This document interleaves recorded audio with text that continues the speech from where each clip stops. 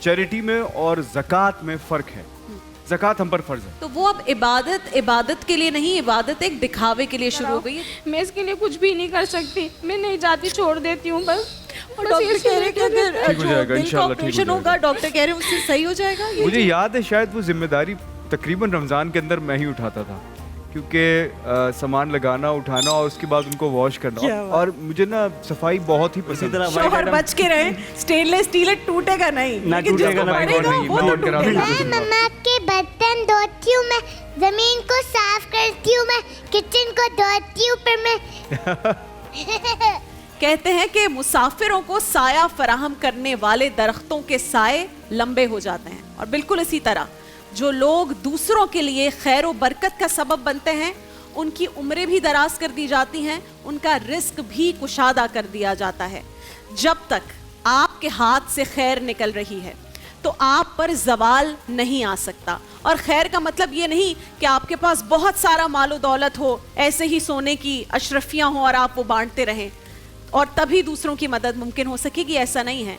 खैर का मतलब है जो कुछ आपके पास है उसमें से हिस्सा, खैर का हिस्सा, एक प्लेट खाना, थोड़े से पैसे किसी को उधार, बगैर कोई ताना दिए, बगैर कोई प्रेशर दिए, कोई अच्छा मशवरा, इसमें तो कोई पैसे नहीं लगते, किसी को अच्छा मशवरा दे देना, कोई तसल्ली दे देना, कोई दिलासा दे देना, खुशी में बिला हसद मुबारकबाद दे देना, छोटी छोटी बातें जिनसे खुशियां बांटी जा सकें, ये इबादतें, नमाजें, हमारे रोज़े, ये शब बेदारी, ये नवाफिल, हमारे हज, उम्रे, ये सब अपनी जगह हैं, बहुत इंपॉर्टेंट है, बहुत ज़रूरी हैं। हुकूकुल्लाह की अदायगी हम पर फ़र्ज़ है, लेकिन हुकूकुल्लाह के साथ साथ हुकूकुल इबाद का मामला बहुत सख्त है। नाज़रीन कराम, आज भी आपने एक ज़बरदस्त टॉपिक चुना है, चैरिटी का। अच्छा, चैरिटी एक ऐसी चीज़ है, अच्छा मैं एक चीज़ बताता हूँ, चैरिटी में और ज़कात में फ़र्क है। ज़कात हम पर फ़र्ज़ है, वो तो हमने जो माल कमाया उसमें से 2.5% हमने देनी ही है। चैरिटी ना उसके अलावा है, और मैंने कहीं ये बात सुनी थी कि जो चैरिटी बहुत करता है ना, अल्लाह ताला उसे अपना दोस्त बना के रखता है। अब सोचिए अगर अल्लाह ताला किसी का दोस्त हो गया तो उसकी ज़िंदगी में क्या ही मुसीबतें आनी हैं, कितनी आसानियाँ होंगी, आपका रिस्क तो दराज होता ही है, आपके पास पैसे भी आते हैं। बाकी मैं बता रहा हूँ, अगर कोई दौलतमंद होना चाहता है ना, जिस कदर चैरिटी हो सके वो करे। इसका मतलब ये भी नहीं है कि आप जो कमाएं वो सारे ही आप किसी को दे दें, जितने ज़्यादा आप दे सकते हैं, जो आप पर भारी ना पड़े, बस कीजिए और ज़रूर कीजिए। फॉर एग्जांपल, अगर कोई आदमी 1000 रुपये भी कमा रहा है, उसमें से अगर आप सोचें कोई 100 रुपये निकाल देता है, तो वो 100 रुपये उन पैसों से ज़्यादा है कि अगर एक आदमी करोड़ों रुपए कमा के उसमें से लाख रुपए निकाल रहा है। ऐसा ही है।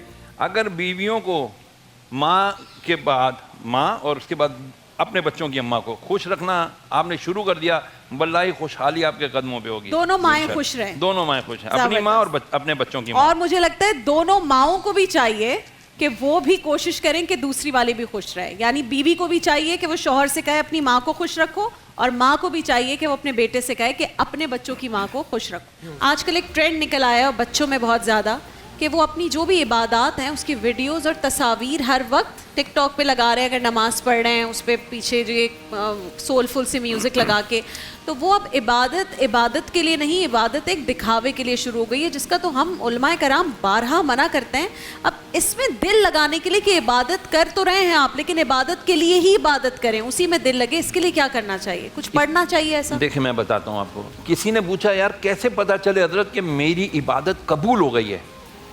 फरमाया बेटा तेरी इबादत कबूल हो गई है, तुझे इस तरह पता चलेगा कि जैसे ही तेरी इबादत कबूल हुई तेरे दिल में ख्वाहिश आएगी कि यार ये मेरी इबादत दानिश को पता चलना चाहिए, राबिया को पता चलना चाहिए, असद को पता चलना चाहिए, सबको पता, अरे चलो मैं अपनी इबादत। जिस वक्त आपकी इबादत का आपको शौक पैदा हो जाए कि यार मेरी इबादत किसी और को भी पता चलना चाहिए, तो समझ जाओ वो आपकी इबादत कबूल है। अच्छा, हाँ, कैसे?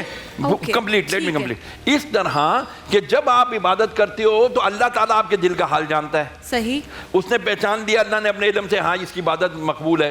एक दूसरी जात बैठी है, उसको भी पता चल जाता है, शैतान, उसको पता चल जाता है यार इसकी ये इबादत कबूल हो गई अल्लाह की बारगाह में, और इसको ज़ाया कराओ। वो क्या करेगा, मैं इसको इस पे डालता हूँ, मैं इसको उस पे डालता हूँ, मैं इसको बताता हूँ, अरे बस मैं तो आजिज़ सा बनता हूँ। वो उसकी इबादत को फौरन रियाकार दिखावे में डाल के ضائع کرانے کی کوشش کرتا ہے. یعنی عبادت قبول ہوئی لیکن پھر شیطان کے بہکاوے میں آ کر آپ نے اس کو لوگوں تک پہنچایا اور وہ ضائع ہو سکتی ہے. یہ ہوتی ہی ضائع ہو سکتی نہیں, ہو جاتی ہے. اللہ کہتا ہے عمل تو میرے لیے کرو نا, دکھا کے کیوں کرتے ہو؟ یہ شرک اصغر ہے, ریاکاری. روتا رہتا ہے, کانوں میں تکلیف ہے اور اس کے سینہ خراب رہتا ہے. میں اس کے ساتھ ایسی بیٹھی رہتی ہوں, گھر کا کام کر لیا, اس کو لے کے بیٹھ گئی. اور دوسرے بچوں پہ, میرے 3 بچے ہیں, ایک اس سے بڑا بیٹا ہے, میں ان پہ بھی توجہ نہیں دے پاتی. جو میرے پاس سونے کی چیز تھی سب کچھ تھا, میں نے سب دے دیا, آپ کی بیچ باتیں دیا. سمجھتا ہے, باقی سب چیزیں مطلب اگر یہ کچھ میری 3 سال میں تو بچے بولنا شروع ہو جاتے ہیں تو بات میری آواز تھوڑی سی سمجھ لیتا ہے, روتا ہے. اچھا اس بچے کے والد صاحب کہاں ہیں, وہ کیوں نہیں آئے؟ وہ فروٹ کا ٹھیا لگاتے ہیں, اچھا. تو وہ مزدوری پہ تھے تو وہ نہیں آ سکے, اس لیے میں اپنی نند کو لے کر آئی ہوں. اور ڈاکٹر کہہ رہے ہیں کہ اگر ٹھیک ہو جائے گا, دل کا انشاءاللہ ٹھیک ہو آپریشن جائے ہوگا, ڈاکٹر کہہ رہے ہیں اس سے صحیح ہو جائے گا یہ. جی, اس کی فزیوتھراپی نہیں کروا سکتی, اس کی فزیوتھراپی بہت ضروری ہے. وہ سی پی چائلڈ وغیرہ چیئر بولتے ہیں, وہ لے کر آؤ. میں اس کے لیے کچھ بھی نہیں کر سکتی, میں نہیں جاتی, چھوڑ دیتی ہوں بس. یہ پریشان نہ ہو, انشاءاللہ ہو جائے گا بچے صحیح. جو لوگ اس کا حصہ بننا چاہتے ہیں, میرے خیال سے ایک نمبر جو ہوگا وہ اسکرین پہ چل رہا ہوگا, آپ اس پہ کانٹیکٹ کر کے ان کی مدد کر سکتے ہیں. ان کو مدد کی ضرورت ہے. اور ان کے جو والد صاحب ہیں وہ روزانہ مطلب دہاڑی کی بیسس پر ہیں, روزانہ کام کرتے ہیں, روزانہ کماتے ہیں, تو وہ افورڈ نہیں کر سکتے اس بچے کا آپریشن. اللہ تعالیٰ اس بچے کے لیے آسانی کرے اور اس کو صحت و تندرستی دے. برہانی وائی ٹی کو ریپرزینٹ کر رہے ہیں, پہلے روزے کو ہمارے میں نے ساتھ شیئر آئے کیا تھے. تھا آپ لوگوں کو ویسے. جی اچھا اب بتائیے آپ کیا کہنا چاہ رہے ہیں. برانی وائی ٹی کا ہمارا سارا برانڈ آ چکا ہے. یہ بتائیے کام کیسا چل رہا ہے, اس دن کے بعد کچھ فرق پڑا ہے؟ الحمدللہ بہت بہتری آئی ہے. آپ کے چینل کے توسط سے آپ کے چینل کا بہت شکر گزار ہے, آپ کا بھی شکر گزار ہے. تھینک یو سو مچ. کوشش یہ کر کیا رہا میرے تھا بھائی, یہ تو بہت پیارا باؤل ہے. اسٹیل کا باؤل ہے, کلرفل باؤل ہے. ارے بالکل منیمم پرائز میں لگا ہے, سیل آفر لگائی ہوئی ہے ابھی سارا. یہ 1200 روپے کی سیل میں لگایا ہوا ہے. یہ 1500 روپے کی کپ اینڈ سوسر اسٹیل لگایا ہوا ہے. نہ ٹوٹے گا نہ پھوٹے گا, نہ جان چھوٹے گی کسی کی. اور اسی طرح شوہر بچ کے رہے, سٹین لیس اسٹیل ٹوٹے گا نہیں, نہ لیکن ٹوٹے جس گا کو نہ پڑے گا وہ تو ٹوٹے گا. اسی طرح وائٹ آئٹم ہم نے اپنا امپورٹ ہے, یہ سیل میں لگایا اچھا ہوا ہے. زبردست, یہ 2500 کی سیل میں لگایا ہوا ہے. بہترین. روزہ کس کس کا ہے؟ ایک شاباش بچی نے فبیہ. روزہ رکھا ہے, باقی بچوں نے نہیں رکھا. آپ تو ابھی چپس کھا رہے تھے, آپ ہاتھ کیسے اٹھا سکتے ہیں؟ مجھے بھی آفر کیا تھا. چھوٹا شل ہو جاؤگا نا دانش بھائی, چھوٹا روزہ آپ کا چھوٹا بیٹا. بھائی مائک میں بولے, آپ مجھے دیجیے. کل روزہ کرا تھا کل میں نے. روزہ کھڑا تھا, کل کر تو لیا, بس کر لیا نا دانش بھائی. زبردست. ہاں ہاں Every Sunday I got to feed the birds and animals. یا اللہ. ماما کیا کرتی تھی طوطے کو فلائی کرنا سکھانے کے لیے؟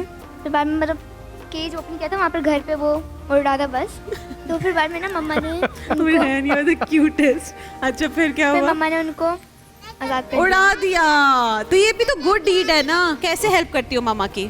میں مما کے برتن دھوتی ہوں, میں زمین کو صاف کرتی ہوں, میں کچن کو دھوتی ہوں, پھر میں